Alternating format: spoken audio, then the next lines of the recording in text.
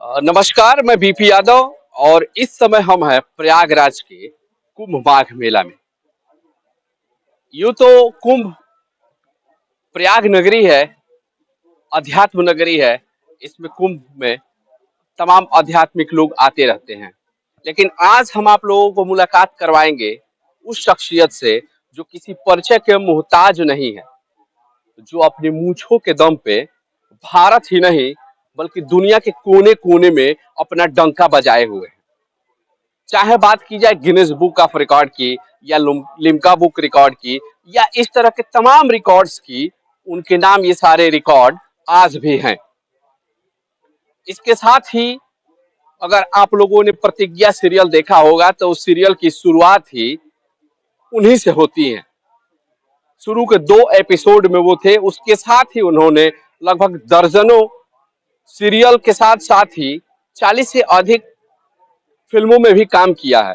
जी हाँ, हम बात कर रहे हैं प्रयागराज के उस शख्सियत के बारे में जिसे राजेंद्र तिवारी उर्फ दुकान जी मुछ नर्तक के नाम से जाना जाता है, जो कि इंडिया ही नहीं दुनिया के कोने कोने में किसी जान पहचान के मोहताज नहीं है।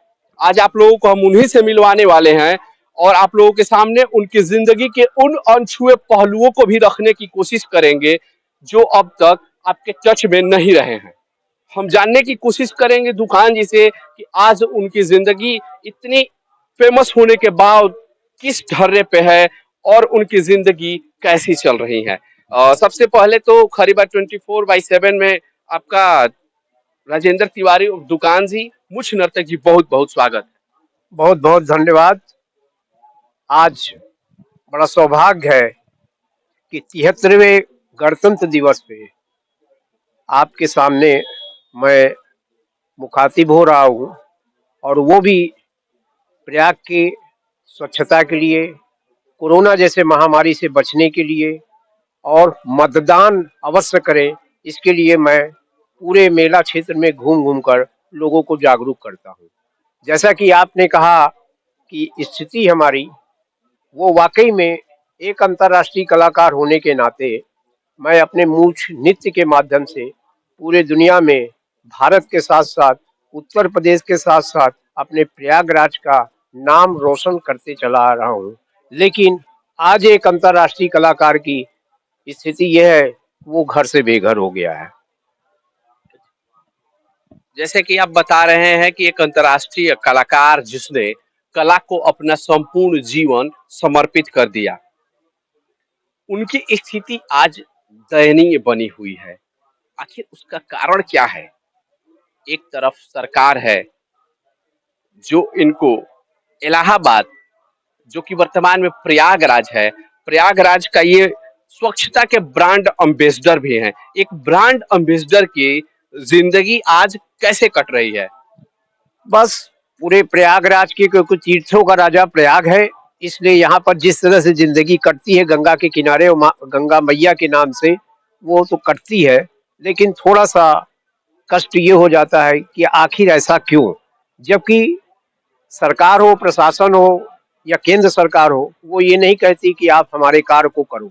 लेकिन एक समाज के क्षेत्र में उतरते हुए, समाज को जागरूक करते हुए अगर ये कार्य कर रहे हैं, अगर उसके अंदर पूरे दुनिया में, विश्व में पूरा उसने नाम कमाया भारत का, तो अगर उसके कभी परेशानी होने पे वो सिर्फ सरकार से ही या प्रशासन से ही गुजारिश कर सकता है। तो आज वही स्थिति हो गई है कि मैं महानिर्वाणी अखाड़ा श्री पंचायती दारागंज में है, 2018 में उन्होंने अपना मकान खाली कराया और मैं भाई के साथ रहता हूँ, और झूसी में उन्होंने छोटा मकान बनाया, मैं उन्हीं के पास रहता हूँ। यहाँ पर संत महात्माओं के बीच रहते हुए भी महानिर्वाणी अखाड़ा ने कहा कि मैं इसको बनवाने के बाद आपको दूंगा, और मुझे भी बड़ा अच्छा लगा कि एक हमारे प्रयाग में महानिर्वाणी अखाड़ा जब नए तौर से बन के आएगा तो वो एक बहुत बड़ा नाम होगा। इस कारण मैं वहाँ पर हूँ। लेकिन जो हमारे यहाँ के मुख्यमंत्री जी हैं, उप मुख्यमंत्री जी हैं, चाहे केंद्रीय मंत्री हों, चाहे डीएम साहब हों, चाहे कमिश्नर हो, जितने भी हैं, सभी लोगों को अपनी स्थिति के बारे में बताया, मगर कहीं से हम सिर्फ सांत्वना और होगा होगा होगा, यही आज तक मिला है, उसी में मैं चलता हूँ। लेकिन शहर के कुछ ऐसे मानिंद लोग हैं जो आज करीब 7-8 साल से मेरे हर प्रकार का सहयोग करते हैं, जिसका पूरा श्रेय मीडिया को जाता है। जैसे कि आप बता रहे हैं कि इन्होंने प्रदेश के मुख्यमंत्री, उप मुख्यमंत्री के समेत जिले के भी 2 मंत्री हैं, उनसे भी अपनी दुखड़ा रोया, अपनी बेबसी को बताया कि एक कलाकार किस तरह से आज मुफलिसी के आलम में जी रहा है, रहने के लिए छत नहीं है। जी हाँ, सर पे एक छोटा-सा छत नहीं है और वह व्यक्ति जो दुनिया में जिसके नाम का डंका बजता हो, जिनकी मूंछों का दुनिया में डंका बजता हो, वो इस मुफलिसी के आलम में जी रहा हो, तो आपको कैसा लगेगा इस सिस्टम से, इस समाज से या इस सरकार से आपको कैसा लगता है जब आपकी उपेक्षा की जाती है, एक कलाकार की उपेक्षा की जाती है? हमें कोई उपेक्षा तो नहीं लगता, हम अपना कार्य कर रहे हैं, जो कमी आती है उसको सरकार को बता सकते हैं। बस कष्ट ये होता है कि जिस तरह से एक अंतर्राष्ट्रीय कलाकार अगर उसकी आर्थिक स्थिति इस तरह से है, तो और भी जो हमारे देश में या गाँवों में ऐसे-ऐसे कलाकार छुपे हुए हैं, जब उनकी ऐसे-ऐसे कलाकार हैं कि जिनको समाज में पूरे विश्व में उनका नाम हो सकता है। लेकिन जब उनसे बात होती है, तो वो लोग कहते हैं कि जब दुकान जी एक अंतर्राष्ट्रीय हो के उनकी अगर ऐसी स्थिति है, तो हम ऐसे कला को आगे बढ़ा के क्या करेंगे? ऐसा हमारे कलाकारों के बीच में बातें इस तरह से तो कोई समाज में उदाहरण नहीं सेट हो पाता है कि हम भी दुकान जी बने, क्योंकि हर कोई चाहेगा कि हम वो क्यों बने कि फिर हमें मुफलिसी के आलम में जाना पड़े। हाँ, आज बड़ा कष्ट ये हो रहा है कि हर कलाकार का एक गुरु होता है, लेकिन ये जो मूछ नृत्य है, वो उसके गुरु ही हम हैं। और मैं बहुत कोशिश कर रहा हूँ, पूरी दुनिया में कुछ जगह गया और पूरे हिंदुस्तान में हर जगह पहुँचने पर मीडिया के माध्यम से लोगों से कहता हूँ कि कोई ऐसा आदमी या शिष्य बने कि जो इस कला को आगे बढ़ाए और कहीं ये कला हमारे तक ही समाप्त न हो जाए। जैसे कथक नृत्य होता है, कुचिपुड़ी नृत्य होता है, मणिपुर नृत्य होता है, उसी तरह इसका नाम मैंने मूछ नृत्य रखा। लेकिन इस कलाकार की आर्थिक स्थिति और दयनीय स्थिति को देखकर वो कहता है कि हम क्या करेंगे। अच्छा, एक चीज और मैंने सुना है कि दुकान जी ने इस नृत्य को जारी रखने के लिए इस नृत्य में बाधा बन रहे अपने दांतों को भी उखड़वा दिया था। हाँ, इसके लिए ये नृत्य ऐसा था कि मैं मेरी मुलाकात एक संत अवघड़ से हुई थी। उनके साथ मैंने बहुत सी योग क्रियाएँ सीखी थी और ये साँस पे कंट्रोलिंग करने को होता है और मैं अपने मसल्स के द्वारा इस पे मोमबत्ती जलाकर नृत्य करता हूँ और जब मेरी 4-6 मोमबत्तियाँ जो लगती हैं, अगर एक नचाना कोशिश करता हूँ तो दूसरी नाचने लगती है, तो उसको रोकने के लिए मैंने सोचा मेरे दाँत अड़ंगा कर रहे हैं। तो मेरे कुल हमारे दांत 7 हैं और मैं करीब 91 में मैंने सभी चौघड़ा दांत सब उखड़वा दिए थे और सांस पे कंट्रोलिंग करते हुए आज मैं अपने मूछ नृत्य के माध्यम से महारत हासिल किया हूँ। बहुत सी घटनाएं होती हैं और अभी जस्ट 15 दिन के भीतर में इंडिया गॉट टैलेंट जो आएगा उसमें भी दुकान जी आप लोगों को दिखेंगे। लेकिन बस थोड़ा सा ये है कि हम टीवी में, फिल्मों में सब जगह दिखते हैं। अच्छा, आप सही आपने कहा कि आप टीवी में, फिल्मों में देखते हैं। आपने लगभग 15 सीरियल में काम किया, 40 फिल्मों में काम किया, फिर अचानक आप माया नगरी छोड़ के यहाँ प्रयागराज चले आए। क्या वहाँ पे काम आपकी जैसे कला को काम मिलना बंद हो गया था या क्या कारण था कि आपने बॉलीवुड छोड़ करके फिर इधर का रुख किया? प्रयाग की पावन धरती पे जब मेरी शुरुआत हुई है, तो शुरुआत में मैंने संकल्प लिया था कि हर कार्य करेंगे, लेकिन प्रयागराज और घर नहीं छोड़ेंगे। लेकिन ये नहीं मालूम था कि आज जब वो ऊंचाई प्राप्त कर लेंगे, तो मेरे सर से छत ही हट जाएगी। लेकिन ये जो बॉलीवुड है, प्रोग्राम करने में जाता हूँ, प्रयागराज वापस चला आता हूँ। फिल्म में रामोजी फिल्म सिटी दुनिया की सबसे बड़ी फिल्म सिटी है, जिसमें रामो जी ने मुझको 1 साल 6 महीना अपने ख्याल रखा और जब मैं वहाँ से चला तो उन्होंने कहा नहीं तुझको रहना है, तो उन्होंने मैंने उसको तेलुगु फिल्म दे दिया। मुझको ऐसे करने के लिए बहुत बम्बई में भी रोका गया। मलयालम तेलुगु फिल्मों का बड़ा क्रेज है। कौन सी तेलुगु फिल्म में आपने रोल किया है? तेलुगु फिल्म थी मैकेनिक मोमैया, जिसमें रंभा, मिंग सिंह और जॉनी लीवर और ऐसे लोग थे। वो मैकेनिक मोमैया थी। उसके बाद मलयालम फिल्म टियान, टियान जो पूरे सबसे कीमती पिक्चर बनी थी, जिसका मैंने उसमें अवघड़ का रोल किया था टियान में, जो कि लद्दाख में 9 दिन की शूटिंग, बम्बई में 5 दिन की शूटिंग, 3 दिन की रामोजी फिल्म शूटिंग में, जो भी फिल्मों की शूटिंग होती है, चाहे मराठी हो चाहे जो भी भोजपुरी हो, अच्छा, एल्बम भोजपुरी हो। में भी आपने किया है? हाँ, कौन सी फिल्म में? सच भइल सपनवा हमार, पवन सिंह का धरती पुत्र, ऐसे कर करके बहुत सी अच्छा, फिल्में हैं। तो इतनी आपने फ़िल्में किया, इतना कुछ करने के बावजूद भी क्या आपको पैसे उचित नहीं मिले? पैसे जो भी कार्य करते थे, अगर मैं बम्बई में रहता तो मुझको वहीं से बुकिंग होती, लेकिन मैं प्रयागराज में जब भी कोई फिल्म की शूटिंग होती है तो मुझे थोड़ा जो भी रोल हो सका थोड़ा बहुत दिया गया। उसका अगर मुझको पेमेंट भी दिया गया तो मैंने जो समाज में समर्पित होने के नाते मैंने जो भी कमाया वो समाज में ही मैंने लगाया हूँ। चाहे वो आप मेरे इस परिधान को ही आप देख रहे हैं, इस परिधान को भी मैं रोज नए नए तरीके से बनाता हूँ और आगे बढ़ने के लिए, समाज में जागरूकता करने के लिए इसका संकल्प लिया। पैसा जो कहा जा रहा है कि इस समय मुझको सिविल लाइन में जब पहुंचता हूं तो मुझको लोग चिढ़ाते हैं मेरी स्कूटर देख के। लोग कहते हैं देखो वो पीयूष जैन जा रहा है। अभी आप लोगों ने कानपुर की घटना सुनी होगी, हाँ, हाँ। तो लोग कहते हैं एक वो है पीयूष जैन, एक ये देखो। तो मतलब लोग, लोगों का कहने का ये मतलब कि दीवान जी दिखाते कुछ और हैं कुछ और। हाँ, लोगों के दिमाग तो में क्या ये ये है, सच में है ऐसा?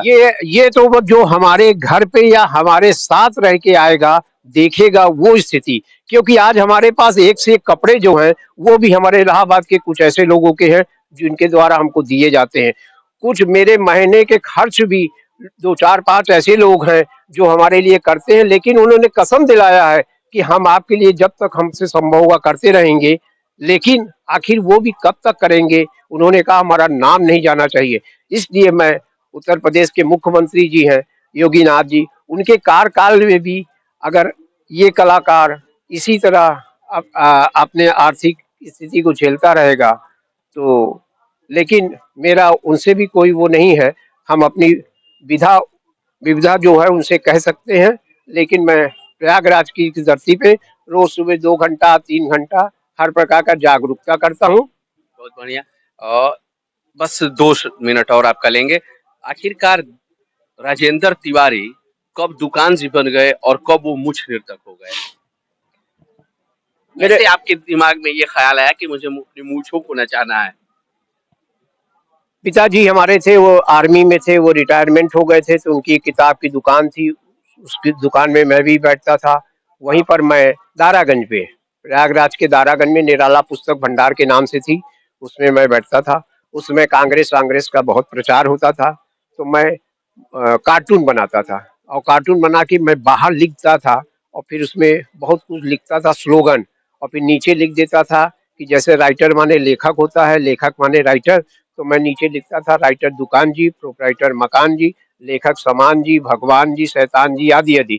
इसी तरह लोग पढ़ते रहे, हंसते रहे, क्योंकि आज के तनाव भरी जिंदगी में कोई हंसता नहीं है। अगर वो दुकान जी को देखकर हंसता है तो हम सोचते हैं 2 मिनट हंसता है।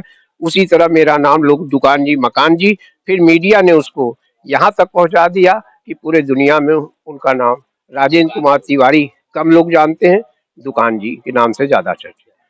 अच्छा, आखिरी बात, आप क्या सरकार से आप क्या मांग करना चाहेंगे हमारे माध्यम से? मैं आपके इस चैनल के माध्यम से उनसे यही मांग करूंगा कि चाहे वो 12 गुणे 8 की जगह हो, क्योंकि मुझको सबसे ज्यादा अपने लिए कष्ट नहीं है। मैंने 89 में उस अखाड़े के किराए के मकान में 12 गुणे 8 के कमरे में मैंने कोलास संग्रहालय बनाया था, जिसमें 122 कंट्री और 62 डॉक्यूमेंट्री बन चुकी थी। दुनिया की सबसे छोटी गीता, दुनिया की सबसे छोटी कुरान, दुनिया की सबसे बड़ी लौकी और अनेक प्रकार के हर चीज, चाहे वो मोबाइल हो, चाहे बायनाकुलर हो, चाहे ट्रांजिस्टर हो, हर चीज उस कमरे के अंदर थे, जिसको देखने के लिए आए। जब से वो मकान खाली हुआ है, उस सामान को दीमक भी खा रहे हैं, और कितने प्रमाण पत्र और कितने पांडुलिपि, 7 प्रकार के पांडुलिपि थे। ये 9,753 हमारे पास माचिस थे। देश विदेश के हजारों सिगरेट के डिब्बे आपने थे। संग्रहालय एक तरह से बना रखा वो है। संग्रहालय बना था जिसको देखने के लिए लोग आते थे। कितने दीमक के कारण वो नष्ट हो गए और अखाड़े के एक कमरे में रखा हुआ है जिसमें दीमक उसको चट रहा है। बस सरकार से ही चाहते थे, जो आखिरी उम्मीद है कि मैं अपने मूछ नृत्य के माध्यम से अपने उत्तर प्रदेश का, भारत का नाम रोशन करता रहूं, और बाड़ा गुड़े आर्ट का अगर मुझको जगह भी मिल जाती है तो मैं उसके अंदर संग्रहालय के साथ साथ मैं अपने छत की भी व्यवस्था करके, वो भी सिर्फ जमीन मिलने पर भी मैं पूरे इलाहाबाद से चंदा वसूल करके वहां पर एक अपना थोड़ा बहुत रैन बसेरा बना सकता हूँ। तो अब दुकान जी थोड़ा अपनी मूछें दिखा रहे हैं। मूछें तो खैर हमारी भी है, लेकिन दुकान जी जैसी नहीं है। ये देखिए, दुकान जी की ये मूछें हैं और इन्हीं मूछों के दम पे दुकान जी मुछ नृतक दुकान जी कहलाते हैं। हिंदुस्तान की आन बान शान जो मूछें थी, आजकल जो लोग मूछें नहीं रखते हैं, उनके मूछ को दुकान जी अपने मूछ पे मोमबत्ती जला के वो हिंदुस्तान की आन बान शान बनाए हुए हैं। उनके आन बान शान के साथ साथ इस दुकान जी की क्या स्थिति है, ये आपको मैंने बता दिया। अगर मैं चैनल के माध्यम से आप लोगों ने इसको देखा है तो इसको जरूर देखकर आगे और बढ़ाइएगा, जिससे कि एक कलाकार का आर्थिक सहयोग हो सके और सरकार के कानों तक हमारी आवाज पहुंचे। देखते रहिए खरी बात 24/7।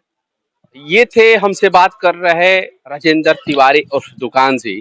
किस तरह से उन्होंने एक साधारण सी पुस्तक की दुकान पे बैठने वाले युवक से दुकान जी मुछ नृतक बनने की कहानी बताई, और किस तरह से बताया कि सरकारों के गलत रवैये से, कलाकारों के सपोर्ट न करने से मुछ नृतक की कला कैसे धीरे धीरे इस देश से समाप्त हो रही है। क्योंकि इस मुफलिसी को देखकर, इस बेबसी को देख करके कोई भी युवा मुछ नृतक वर्तमान में बनना नहीं चाहता है। साथ ही उन्होंने सरकार से विनय किया है और उन्होंने निवेदन किया है कि उनके पास दुनिया के लगभग 162 देशों की पुस्तकें हैं, माचिस हैं, 153 देशों की माचिस है और तमाम तरह की पांडुलिपियां हैं और इसी तरह के प्रमाण पत्र वगैरह बहुत कुछ उनके पास हैं, जिनको उन्हें संग्रह करने के लिए एक छोटा सा कमरा तक उनके पास नहीं है। सरकार से उनका निवेदन है, या हम भी अपने चैनल के माध्यम से सरकार से कहना चाहेंगे कि ऐसी कला को मरने न दिया जाए, ऐसी कला के अंदर नकारात्मक भाव को न पैदा होने दिया जाए, क्योंकि आगे आने वाली पीढ़ियां ऐसी कलाओं को जन्म देने से पहले ही दम तोड़ देंगी, जब उनके मन में ये ख्याल आ जाएगा कि हम कला के लिए समर्पित तो होंगे, लेकिन हमारा देश, हमारे देश की सरकार हमारे सपोर्ट में नहीं आएगी।